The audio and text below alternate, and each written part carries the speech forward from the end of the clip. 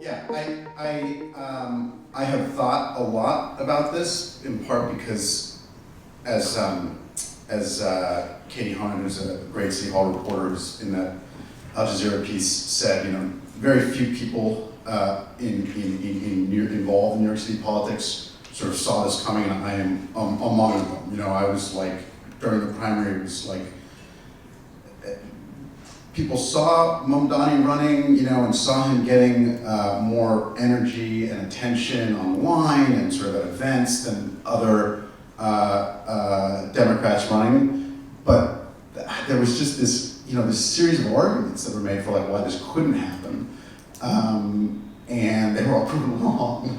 And so I think this is not going to be an exhaustive list, because I think it's such a sort of dynamic and rich situation. The list is super long, but I think Mamdani made a series of bets from the beginning of his campaign about how he was going to win,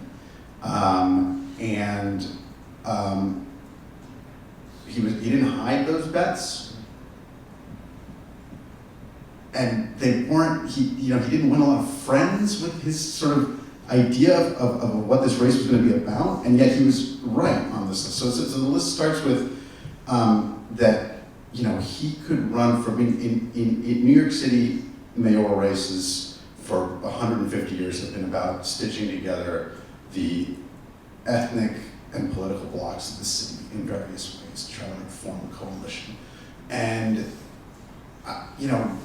basically, no one had run for mayor in living memory without sort of winning over, sort of from the jump, black voters, Jewish voters, and what they used to call white ethnic voters, sort of Irish, Italian, New Yorkers.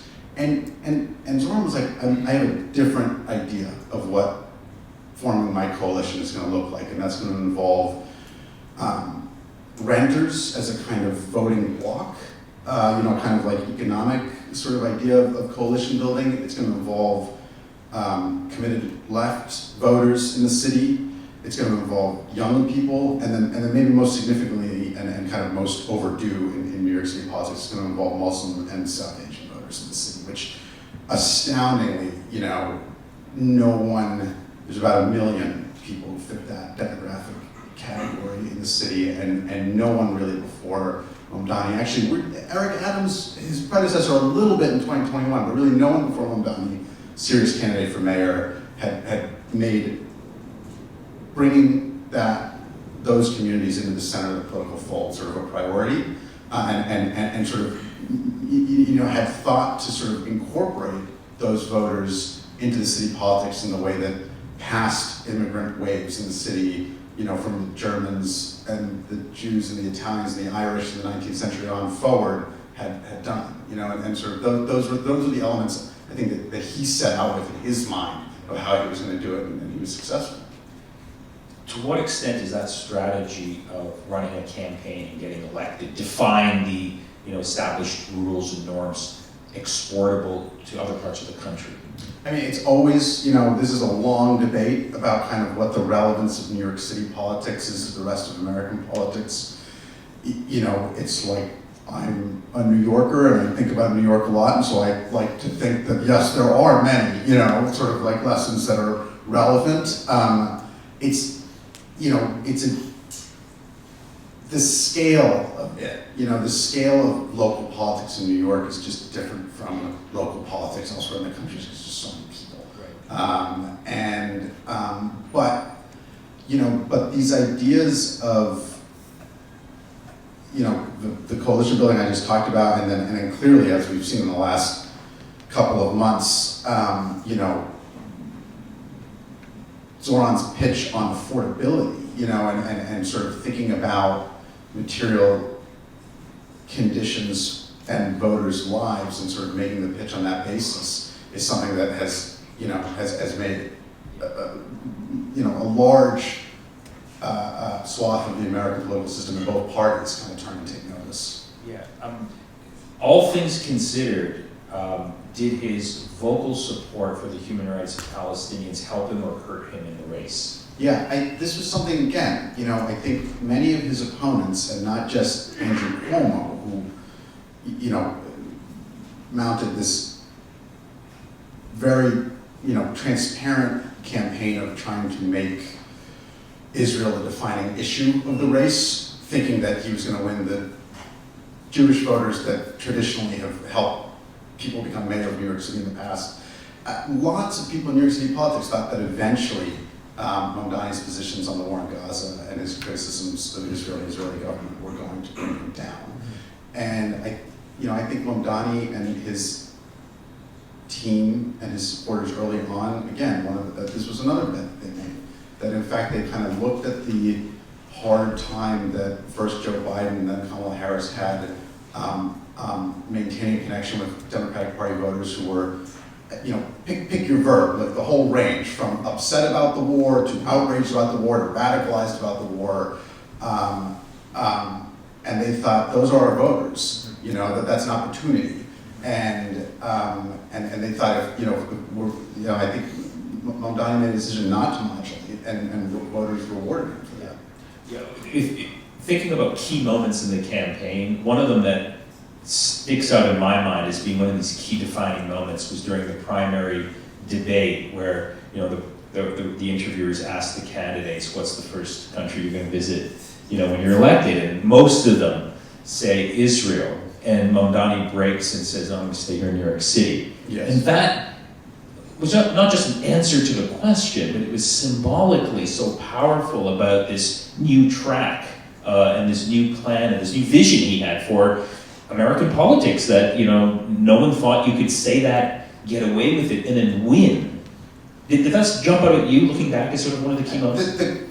The question, again, there was this assumption of what the power of that question would do to him that didn't bear out. Right. And the question, it was repeated so often that I think a lot of New Yorkers ended up feeling the way Mamdani felt about it. It was just a weird question. Yeah. And it's just like what are we talking about here exactly?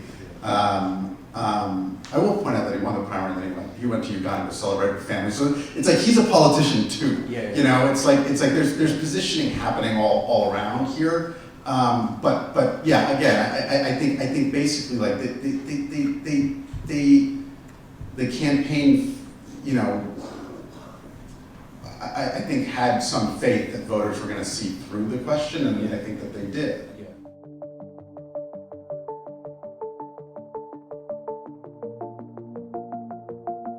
So he's the son of two incredibly politically engaged parents. His mother's filmmaker Mira Nair, and his father's a Columbia professor, Mamdani. He grows up. In his high school years, he's living in faculty housing in Columbia, and Edward Said and Rashid Khalidi are coming over for dinner, and he sort of grows up in this sort of Columbia faculty kid like milieu, and that's that's sort of where things start for him.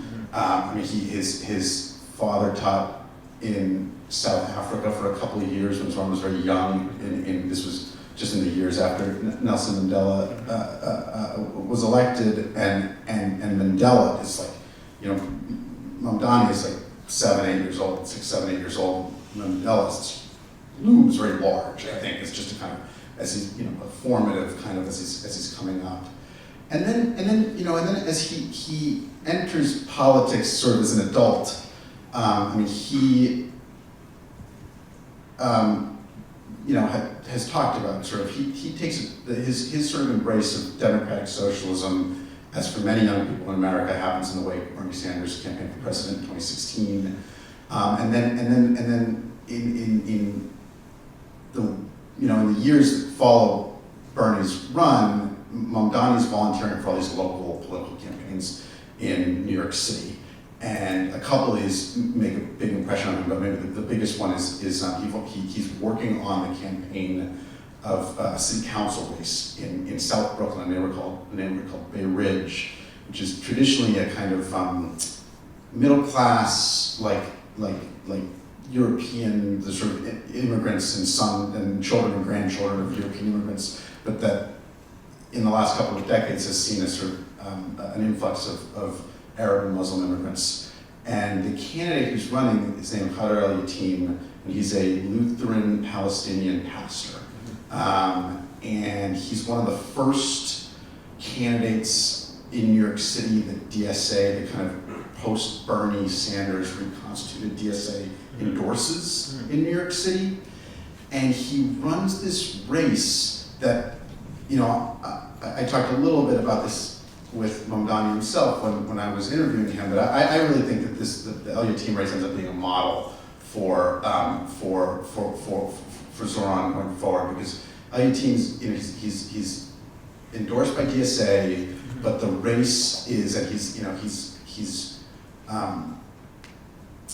part of the, you know, engaged with the changing demographics of his neighborhood and his city, but the cost of living issues are like front and center in that race. And he doesn't, it's not a kind of Medicare for all, housing is a human rights race. It's a kind of like, sort of like kitchen table dollars and cents kind of race that then in the background is, you know, intersects with issues of identity and politics and geopolitics. And that ends up being, I think, coming out of that race, as Mamdani told me, is like when he really started to think that he could run for office himself, that his politics and his, you know, intertwined with his identity would have a place in New York.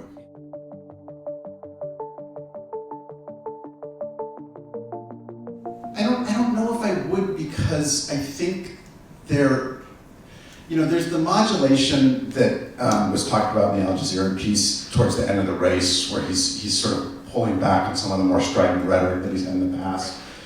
But there's something else that he does. This is even in the primary, sort of even before he starts registering in the polls, which is like, again, it's like his pitch is not housing as a human right. His pitch is like, I'm going to freeze the rent on the million or so rent stabilized units in New York City. That's a much more narrow pitch and a kind of tailored and sort of specific political pitch than the kind of maximalist rhetoric I think that Sanders popularized, you know, and sort of he made so powerful.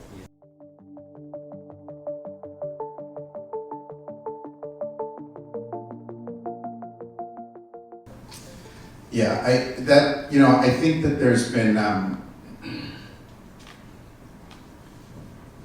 excuse me. Again, this is sort of back to the issue of like sort of how much New York City politics is relevant outside New York City, but there's this temptation both within New York and then sort of in the rest of the country looking at New York that, in recent decades it just recurs again and again to just describe the city as a hellhole, sort of, you know, ungovernable, out of control, just, you know, kind of dangerous, scary, kind of like, you know, a place to fear. And,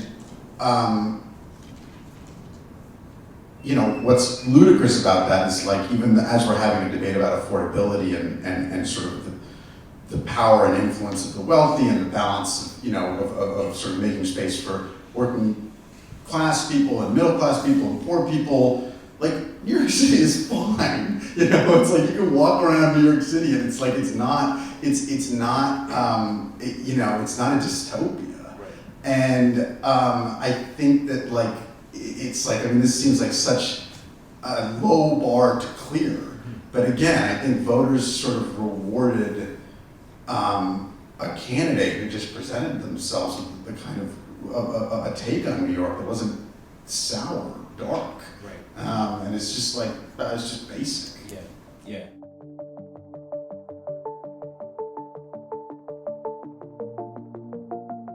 I think that's a kind of contingency that's like always the case. I mean, it's like, it's true. I mean, it's like in some ways, like Mamdani was very lucky to run against a kind of, you know, an opponent that just weighed himself down. Right. But you know, that in some ways I think is like, you know, at least in New York City history, the surprise mayors, like de Blasio before Mamdani, or even like LaGuardia, you know, were not, it's like the history of New York City mayoral elections, not the history of juggernauts winning. Right. There often are these kind of surprises, and it's like, that's just actually kind of not so unusual.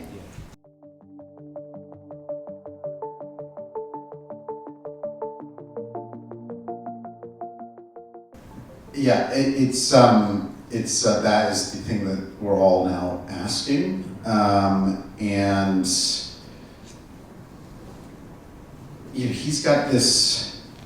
I mean, you can see it already just in the last couple of days. He's been sort of unveiling sort of the first appointments to his administration, and he's very clearly consciously walking this line with as he thinks about who's going to be around him and who's going to help him do what he's sort of set out to do here.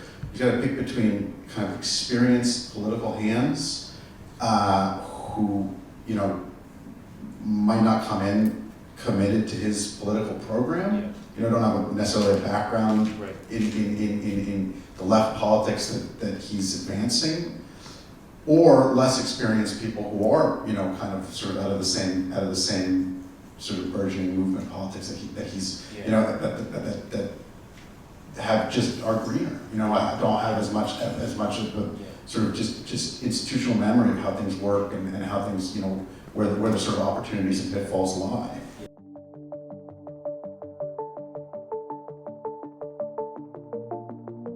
What Mamdani has said is that he doesn't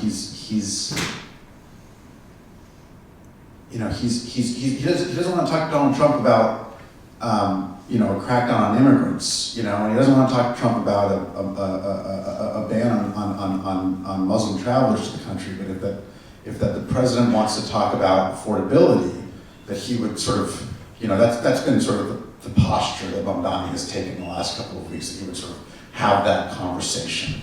And I think that's a way of both of them honestly have in the past couple of weeks sort of sent signals on the one hand that this might be just an all-out war, or that they're both kind of looking for ways out or maybe around a kind of head-on conflict. I mean, New York has had, certainly ICE has been operating with an incredibly heavy and violent hand in New York in the last couple of months, but we haven't seen the kind of widespread, like on-street action that cities like Chicago or Los Angeles have seen yet, and that's certainly a threat. I mean, Donald Trump's already talked about withholding, federal dollars from New York. We just saw in the shutdown, his willingness to kind of just axe a rail tunnel project under the Hudson River that's just a load-bearing, kind of piece of national infrastructure over a political dispute. So obviously the power of the president over the mayor of New York City is great. And what tools, are available to any mayor, or, to say nothing of Mayor Mamdani, to sort of resist or counteract that, it's scary. It should be.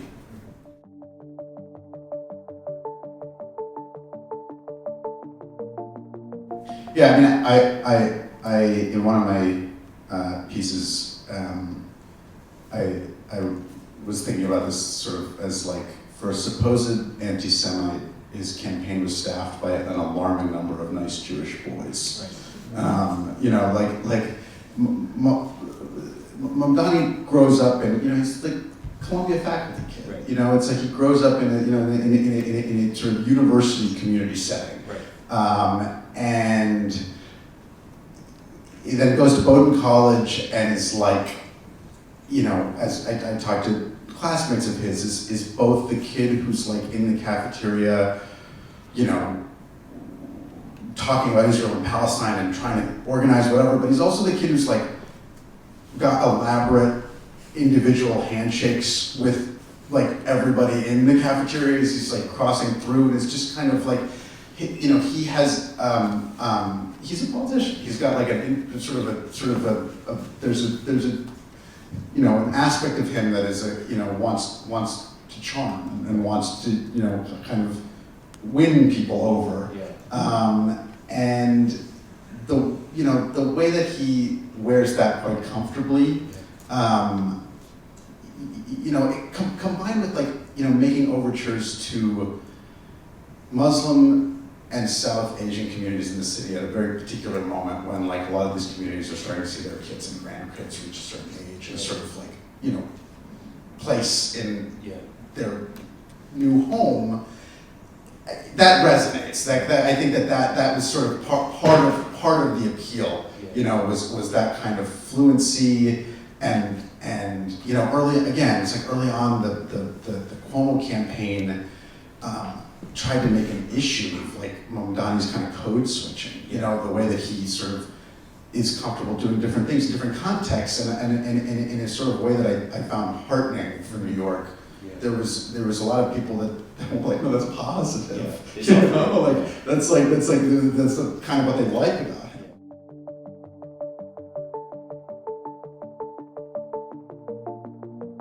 The first, I think, which is I've been thinking about a lot, and I think is really important, is sort of the question of kind of like, why did people respond even with like, okay, yeah, from outside New York, of course, but even within New York, the rent freeze, for instance, is a policy proposal that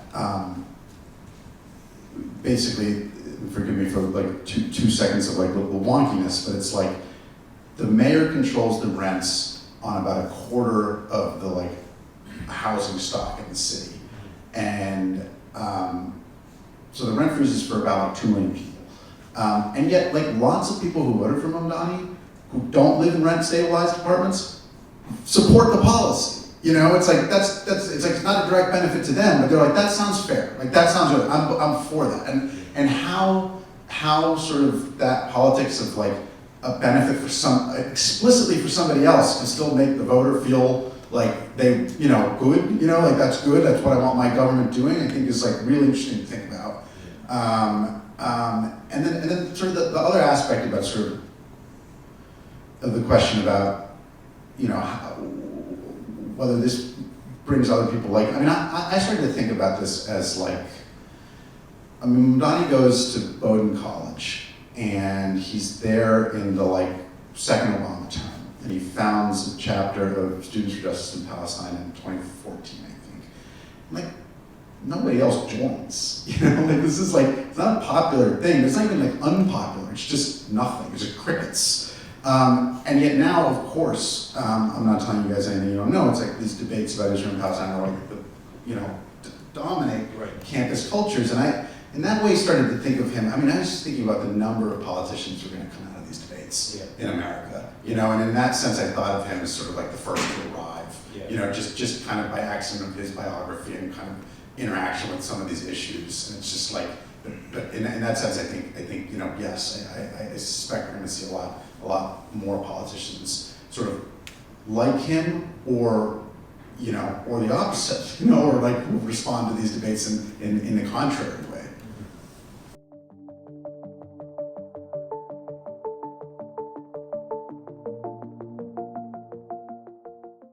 Well, it's same trajectory. Look, I think both of them, both Mamdani and Sanders, have like kind of embraced each other, and I think like they are sort of pitching a continuity story. It's like Sanders came to the city a couple months ago, and he and Zohran and AOC went for a smile and a walk in the Bronx. And it's sort of like the image of kind of like this is the team. This is the group. And it's sort of a kind of baton passing kind of moment.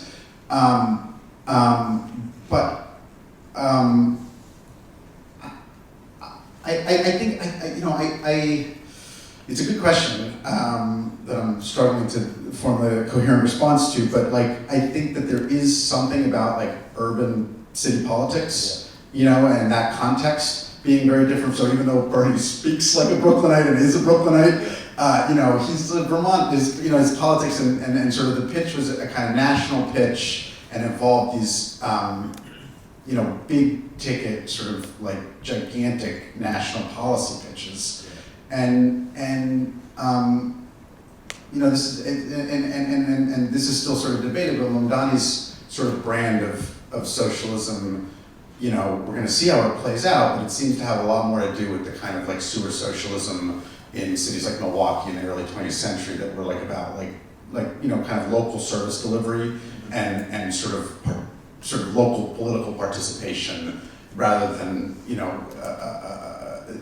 the much larger scale stuff that the Sanders campaign was focused on, I think. Yeah.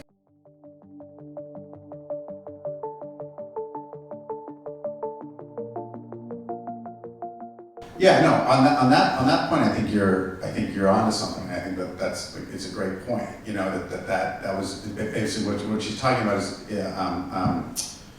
over the summer there was a mass shooting in a office tower in Manhattan on Park Avenue, and two of the victims were employees of real estate companies that had business in the building, and then two of the victims were security guards, and one of the security guards was a NYPD officer who was moonlighting, was working a second job, and he was a Bangladeshi Muslim immigrant named Didarul Islam, lived in the Bronx with his family, and when the shooting happened, Mamdani was in Uganda and sort of flew back to New York to meet with Officer Islam's family and then attend the funeral, and the funeral was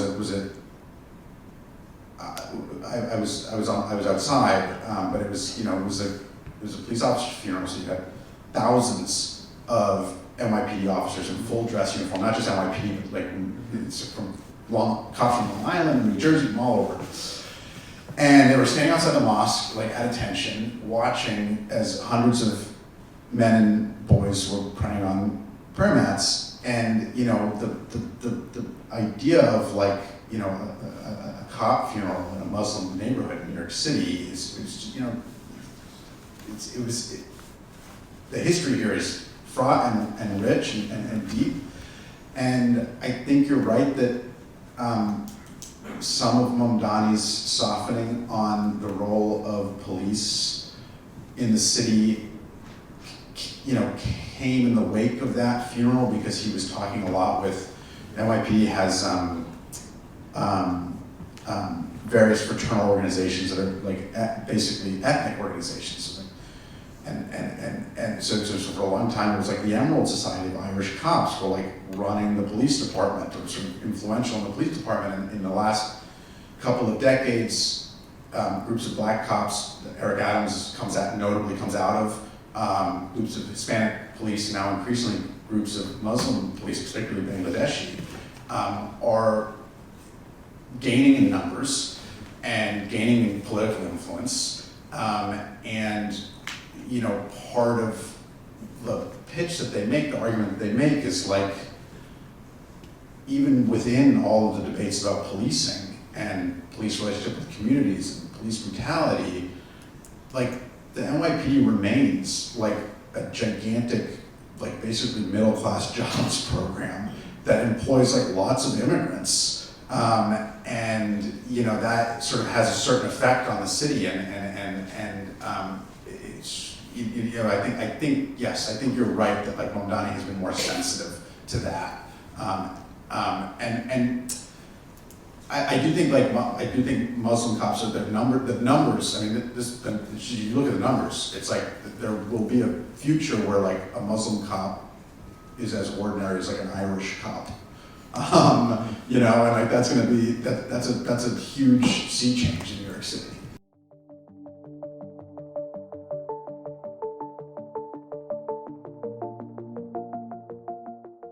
Mamdani did not have a lot of friends early, and even within DSA, there were doubts early on about his campaign and sort of the promise of it and sort of the how it would go.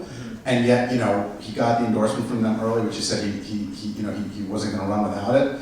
And then they provided the muscle, and there was a lot of questions not so long ago about basically whether DSA was going to, in New York City, was going to be able to make that jump to sort of citywide power, and obviously this campaign has sort of they were a force. I mean, they were his core constituency when he began campaigning, right? And they provided the kind of organizing muscle that is part of the aspect of the campaign that we have not talked about here as much as was just the kind of massive field operation, which was another of these bets that Mamdani made. That was basically there was this theory in New York that knocking doors, it's too many people, nobody in New York wants to answer the door to a stranger, and like it just wouldn't work citywide to go out and just kind of like do kind of like old-fashioned retail politics. And DSA volunteers kind of staffed this massive organizing effort that like disproved that. That disproved that notion.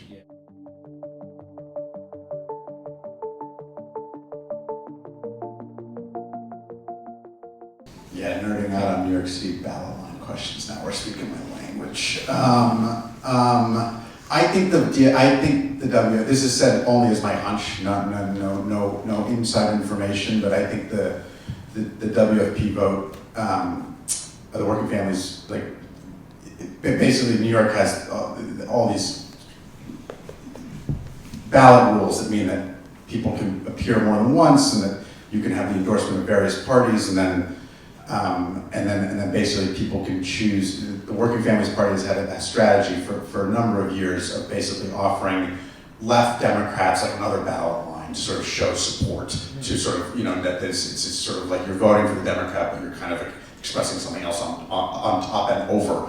And I think Mamdani, who, like the questioner said, voted on the WFP line for himself. I think that was also a kind of thank you to the WFP, who, like the DSA, was a kind of early ally and friend to him when he had not so many as he has today. And then, the question of how he fits into the broader Democratic Party is a good one. I think I am, so as the Al Jazeera piece mentioned, Chuck Schumer did not endorse him, Hakeem Jeffries endorsed him very late.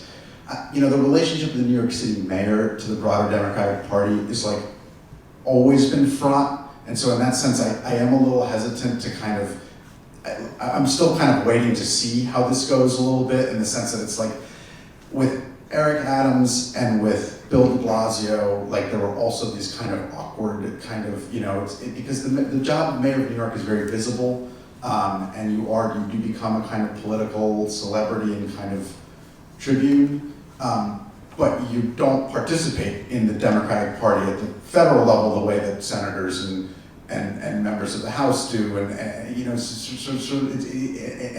even governors have a kind of cohort of other governors sort of around them, and the mayor of New York City kind of stands alone, and it just makes for an awkward fit. So I am a little bit kind of like, I'm still kind of waiting to see what's going to happen there.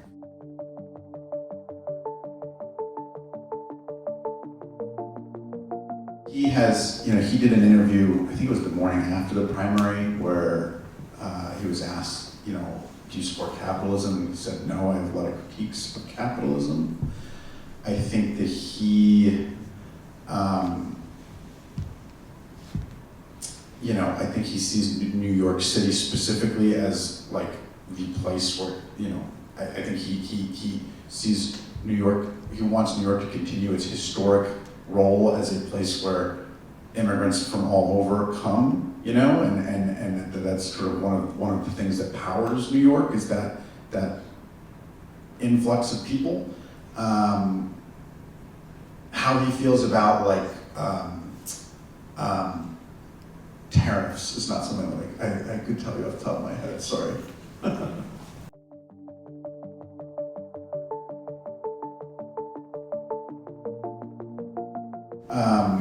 So, like the question suggested, to not just to get the money, but also to change the policies, rules, regulations, laws that Mamdani wants to change to get some of these things done, will require help and coordination from the state capitol in Albany. And the governor of New York is not a democratic socialist. She's a quite cautious, moderate Democrat. And yet, in contrast to the sort of frosty summer that Mamdani had with Chuck Schumer and Hakeem Jeffries and other national Democrats, there was a kind of cautious sort of approachment between Mamdani and Hochul all summer. I mean, they sort of, Hochul came into office after Andrew Cuomo resigned, and Cuomo famously had a completely dysfunctional and terrible relationship with the mayor of New York City, Bill de Blasio, and her governorship, she really, I think, set out to not do that. And so she's had kind of at least on the surface, positive working relationship with Eric Adams, the current mayor, and has sort of sent signals that she wants to sort of continue that in certain ways. And so, for instance, the childcare, sort of universal childcare proposal that Mamdani's calling for is something that Hochul has expressed, a kind of support for and interest in doing. It seems like they kind of want to work together on that. And then the last piece of this is that Hochul is up for re-election next year and is going to need votes in New York City. And one thing Mamdani has is like votes in New York City. And so it seems like there's a sort of potential exchange there that's sort of being hammered out.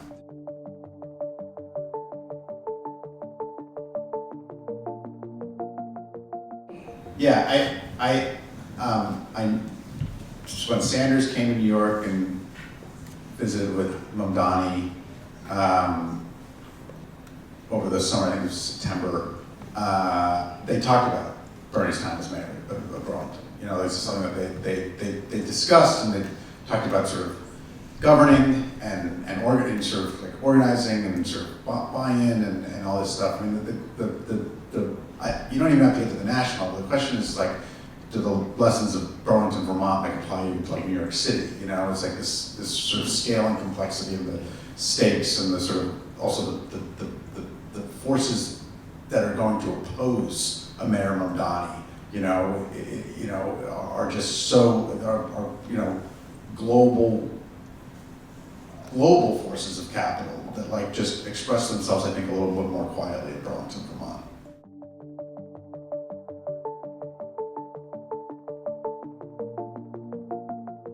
I'm glad you brought this up because I think it's something that hasn't been thought through enough, which is like New York has a matching funds program. Like Mamdani was able to not just fundraise effectively with small dollar donors, but like those donations were multiplied by public funding. And so it's like, not only like, is it sort of like a question of like, is there, diminishing returns for like the super PAC pushing like a very unpalatable like politician on people, like how many people are you really gonna fundamentally win over if the product is faulty. But like, yeah, I mean, it's just like Mamdani was able to like not worry about that as much because it's not that he was outspent, but he had his own money, like he had resources at his disposal, and that I think made a huge difference. Yeah, so the point is that the campaign financing rules for New York politics don't apply to the rest of the country. Right. I mean, we don't have those it's a very robust matching funds program. I can't remember what the multiplier is. Right. It's like 6x. So that helped level the playing field sort of a bit.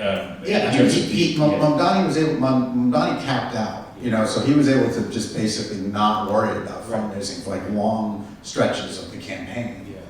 And that is it's like that's certainly in the sense of like, a campaign that's down in dollars.